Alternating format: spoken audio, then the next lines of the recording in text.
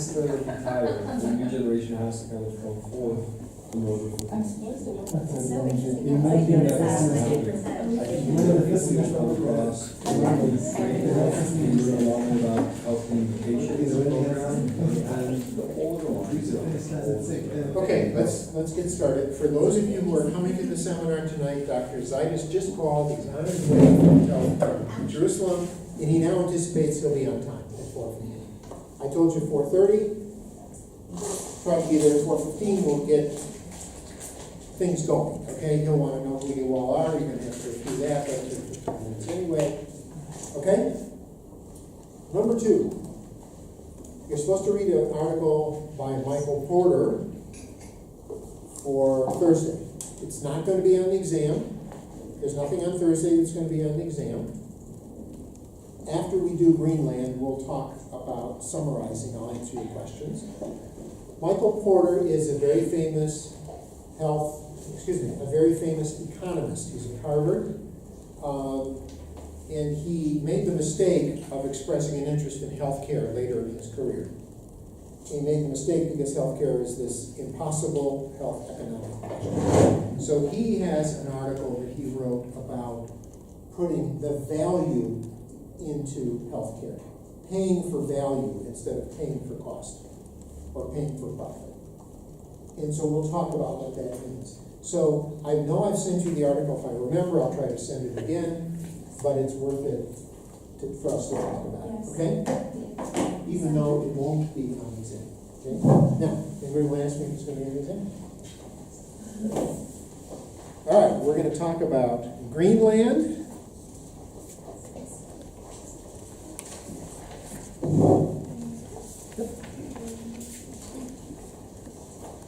Oh, I just got it. Greenland. Oh, you just got it, okay. It's all right. I was just like, well, Greenland's already a place. Confused, I was talking about. Okay, you have just graduated from the International MPH at the University of Haifa, and you are returning to your home country where you have just been appointed to be the head of strategic planning for the Ministry of Health of Greenland, an island in the tropics. Greenland has a population of 3 million people. It's a middle-income country, with its economic base being tourism, high-quality fruit agriculture, some new industries, because of a rather stable political situation, relatively well-educated population, and low salary cost. That's why there's some new industries. One of the main agricultural products are mangoes.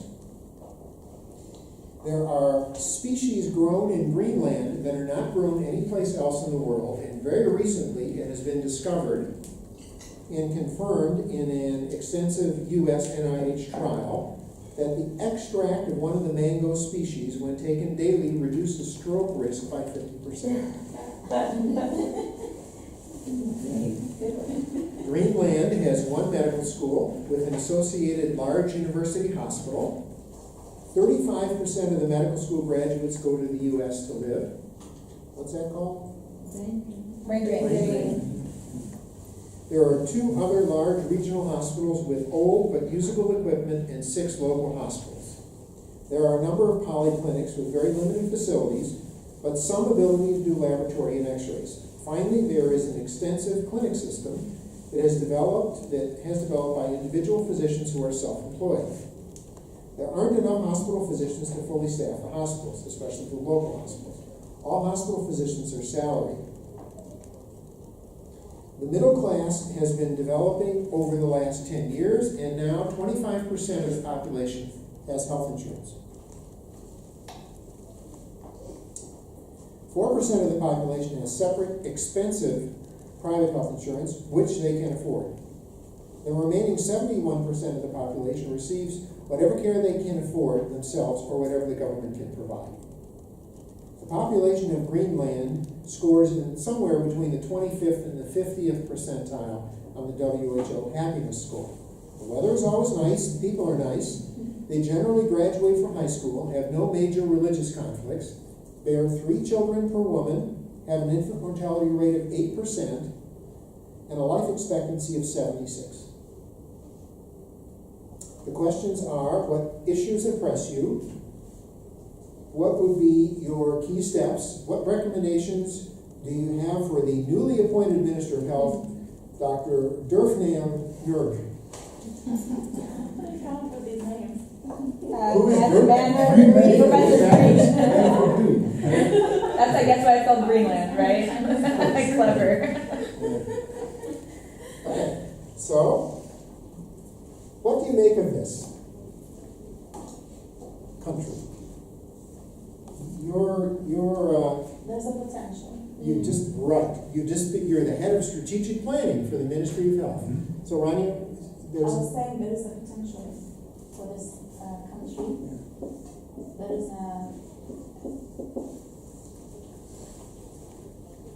there's this manual that that is like, there is a way to make money, more money, and to improve the health system.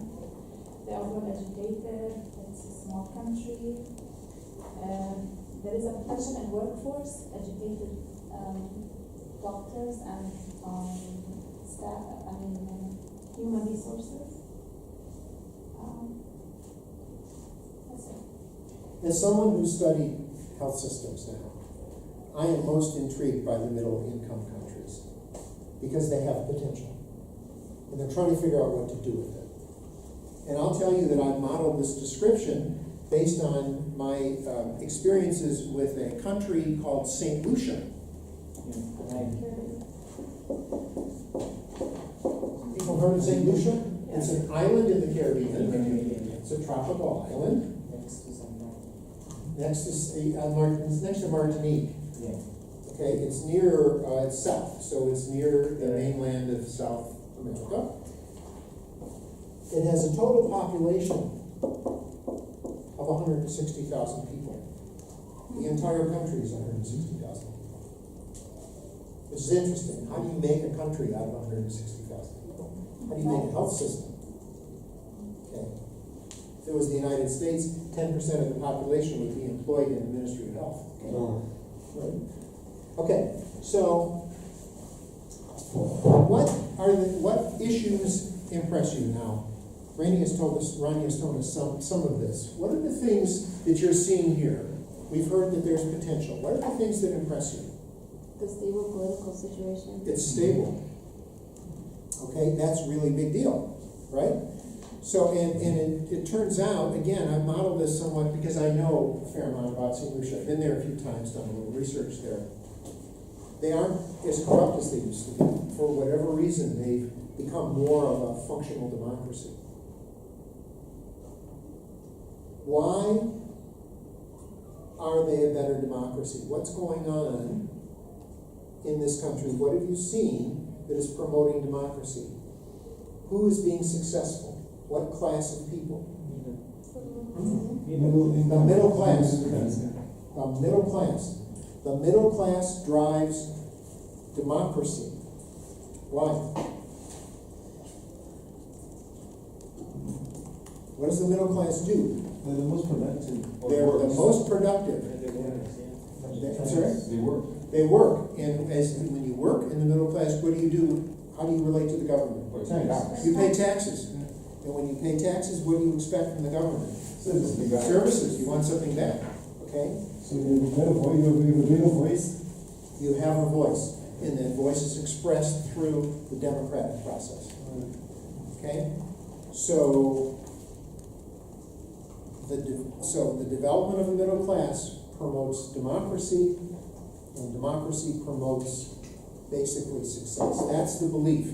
And there is an article, for those of you who want to read it, it's somewhere in there, about how democracy is promoted through economic success.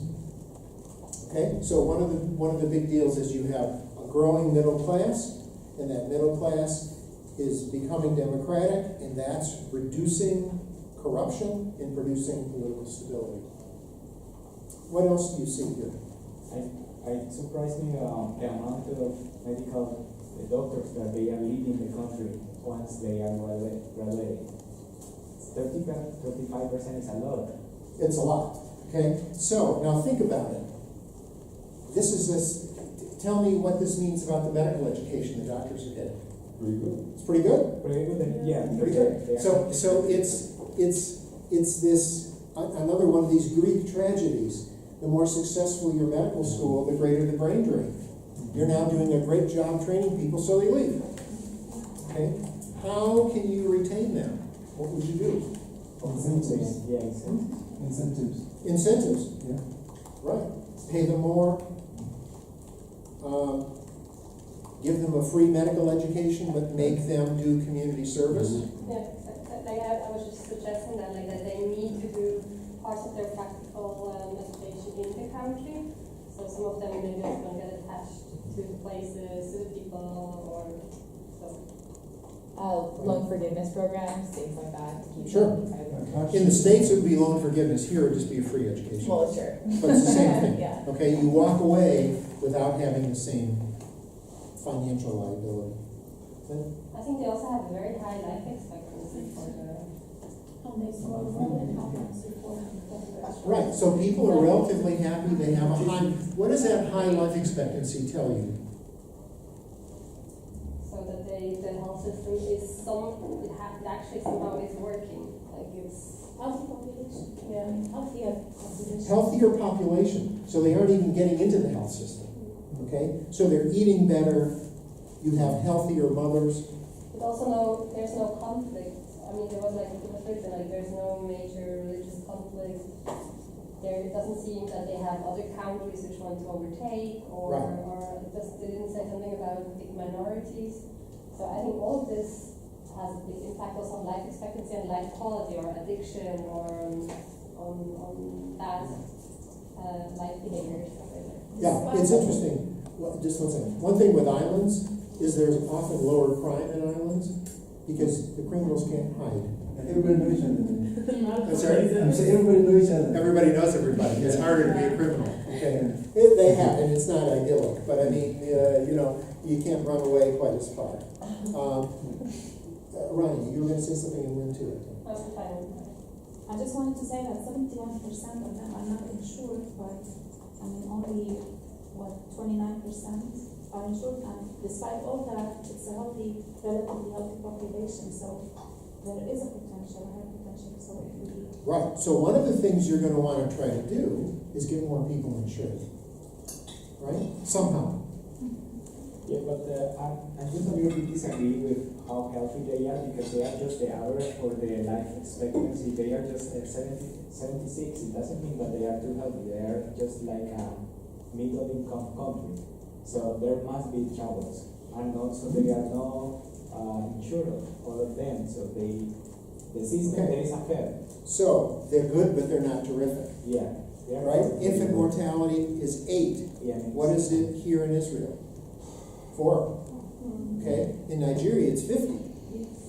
Okay, right? So when you put it on a scale with the really low income countries that are struggling, Greenland is doing pretty well. But if you compare it to Norway or Israel, it's not good enough. And likewise, the life expectancy. But you cannot compare it completely, because Israel is a high income country. So I think you have to compare it with other middle I income compare it countries. with Colombia. How is Colombia? It's like that. So because like here in the paper there's like Romania is 75. So it's actually better than Romania. And I think that's something like you could compare with, and you could say, because I mean all the Japan or high income countries, I think we need to compare the countries in their groups. That's true. So they're doing pretty well for a middle income country, but they're not a high income. No. Yeah. No, but I think it's also relevant to compare middle income countries with high income countries, specifically because middle income countries are aspirational. Right. So you need to have a benchmark of what you're aspiring to. Absolutely. So it's very crucial to include the high income countries. But this is I completely agree with you. But this is for where they can inspire to. It's like for a goal, right? Mm-hmm. But in the group of middle income countries, the countries with the same economy or with the same standards, let's say like this. For this, I don't think they're doing bad. And also, there is one factor that reduce a lot, actually increase their life expectancy is about this mango. that is reducing the 50% of risk for strokes. And remember the presentations that we had, for example, in Japan, this was one of the major causes of death for the people. So they have something that is protective for them. So the people is not dying as commonly people from the war is dying. They have something that is protecting them. Okay. They have this drop in their life expectancy. Right, so that's gonna mean they're gonna live longer in Greenland, because they're not gonna have strokes. What's gonna happen to their health then? Then improve. It's gonna improve, but they're gonna keep living until they die of something else. Yes. Okay, right? So the costs for cancer care, if you're the director of strategic planning, you better be worrying about creating cancer centers, because those people who are gonna have a stroke are gonna live longer, then they're gonna get cancer, and you're gonna have to take care of them. Okay? But that probably is a factor keeping them healthier, isn't it? Right? And it can be invested, and it can bring more money to the country. Okay, now let's talk about that, all right?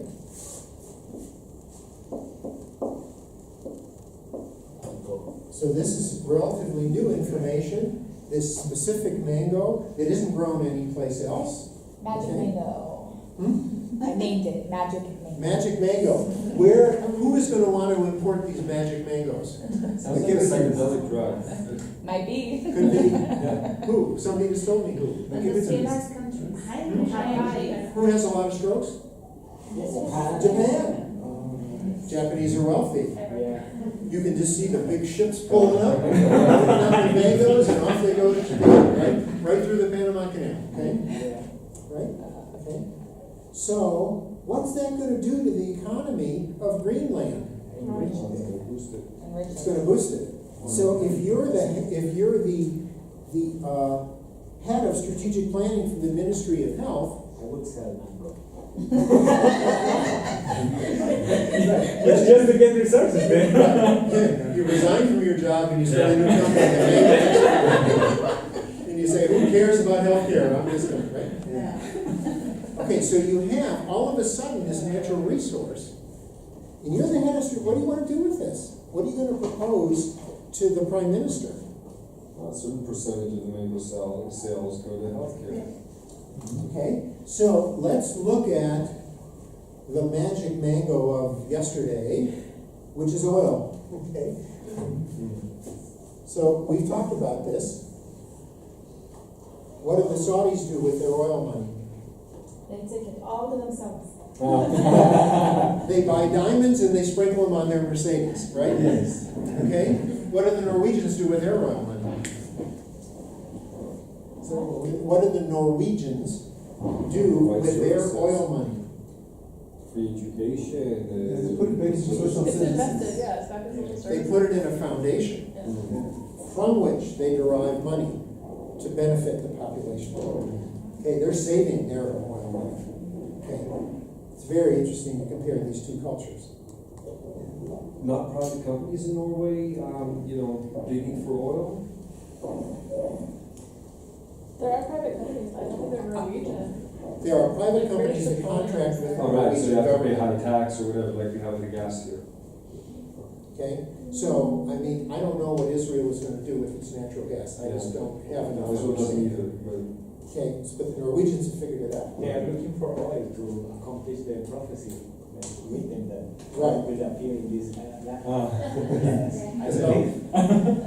Because of this interesting matter, we are talking about what I will propose to the Minister of Health. I know that Japan has a lot of technology. Instead of just selling the mango, I can propose to the ministry to make a contract with Japan, supply some equipment to this police technique that lack equipment, and train more workers in exchange for mango, but these workers will come back and Like really, man. Very interesting. health Mhm. sector better.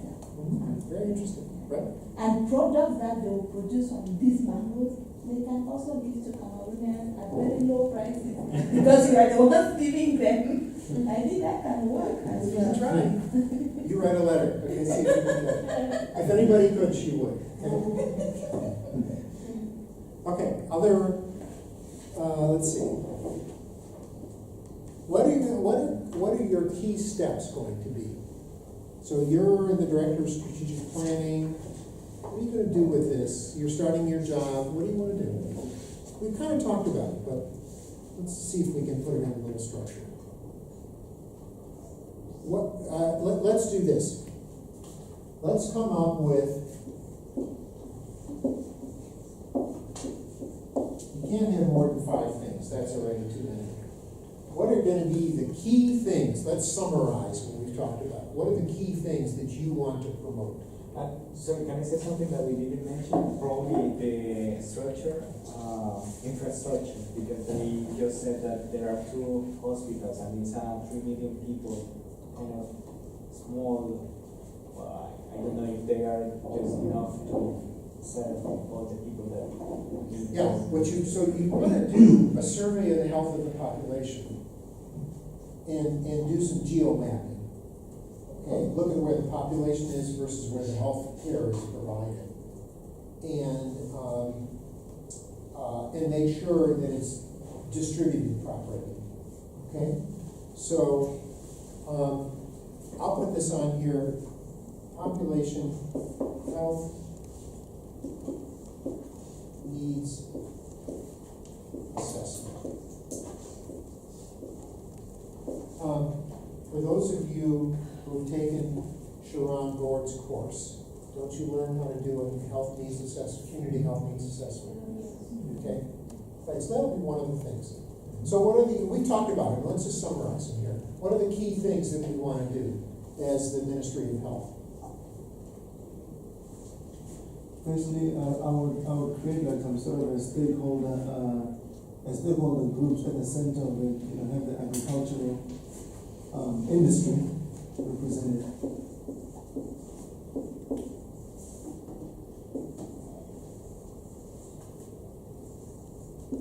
I'm going to make this separate. You want a Mango Foundation. Okay. Also keep Yeah, the, distribute funds, yeah. human resources, so keep the doctors going away.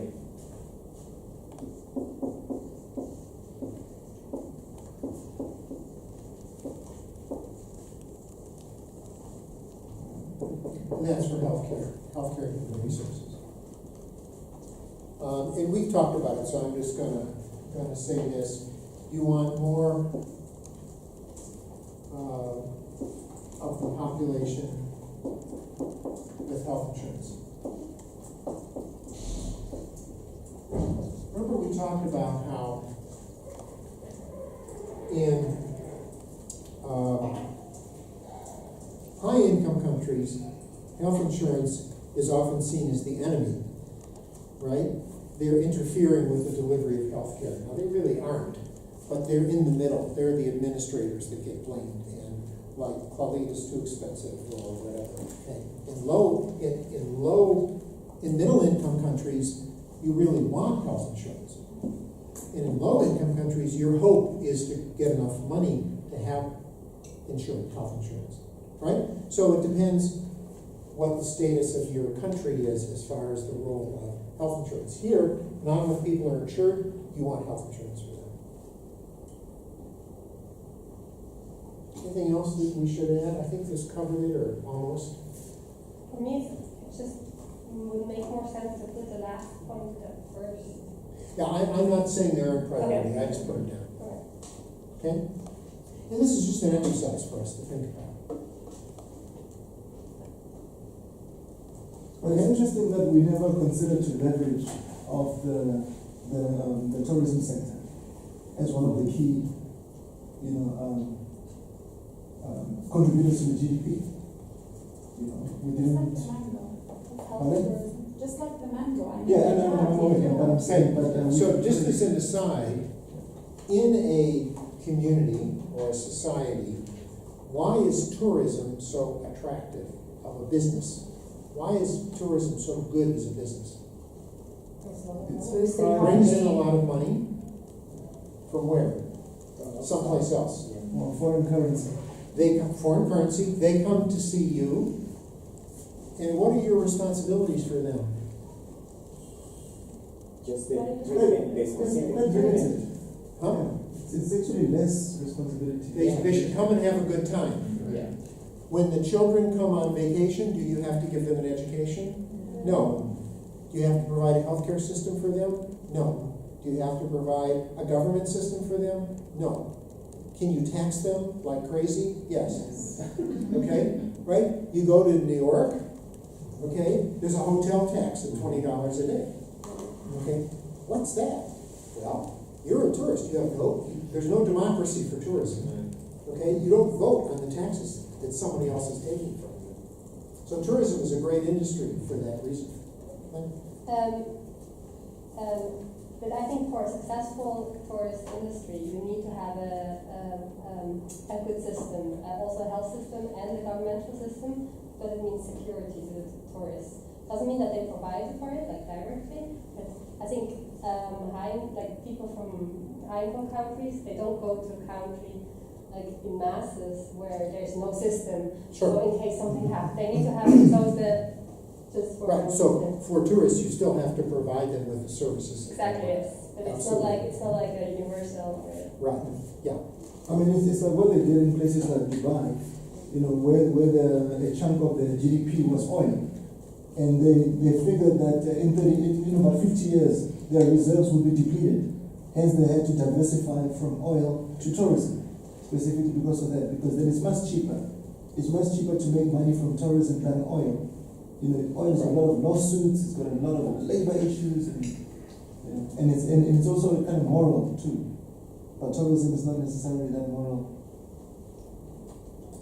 Okay, anything else with Greenland? Okay, you'll have to tell him what we came up with. He doesn't know our things. Okay. Let's take a few minutes and and what I'd like to do is just answer questions you have about the course, content questions. I mean, I know you want to know the answers to the exam, the final exam, but I'd like to flip it in such a way that, we just talk about things that you don't understand, if you're confused about things. We talked about rationing of healthcare. Some people were confused about that, right? So let's talk about rationing again for a minute. Okay. And I think some of this was just a language issue. Okay. So, what does rationing mean? To save? Limiting. Yeah. Saving, yes, in a way. Limiting. Restricting.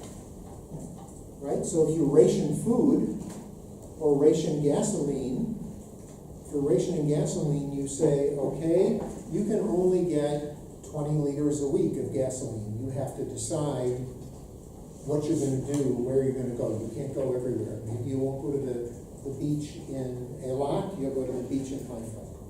I mean, yeah, generally speaking, you do that so that your resources last longer, right? Right. So, Electricity sometimes, in some countries. right. So countries will ration electricity. So how do you ration healthcare? Regulating. Regulating the programs, the treatments, Right. regulations. So you can regulate it. You can say, we won't do certain procedures. It just is not going to be done anymore.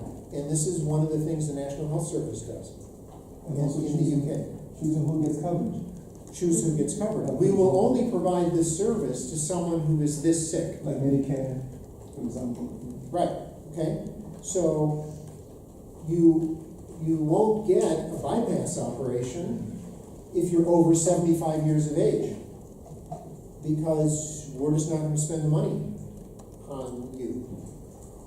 Or we won't give you a bypass if you have cancer, because you're not going to live long enough.